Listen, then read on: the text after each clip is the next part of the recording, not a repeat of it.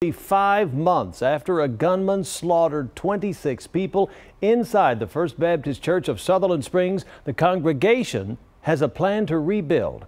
It's a multi-million-dollar construction project that will include a worship center with a memorial tower. Eyewitness News reporter Addie Wahardo explains the vision. Addie?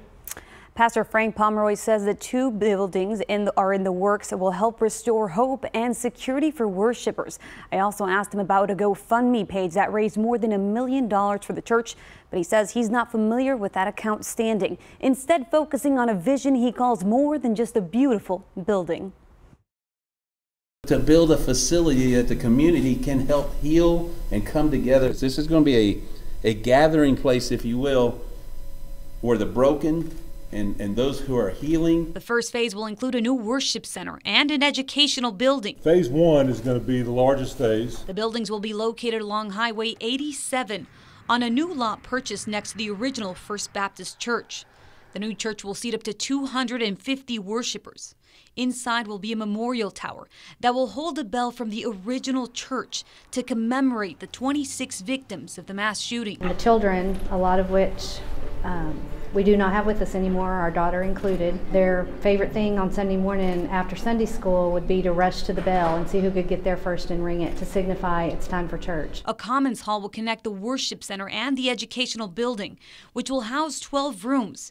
It's a $3 million project with security at the forefront. Well-lit spaces, good visibility, security systems. North American Mission Board is funding the construction, and an Alabama firm provided the designs and will oversee the construction.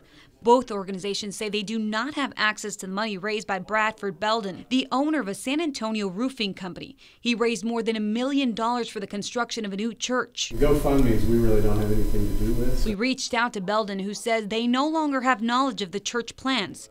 It's unclear if the funds will be used for Phase 2, which will include a new community center. Pomeroy hopes the new church will bring peace and more unity to an already tight-knit community. This is the week that's leading up to Easter.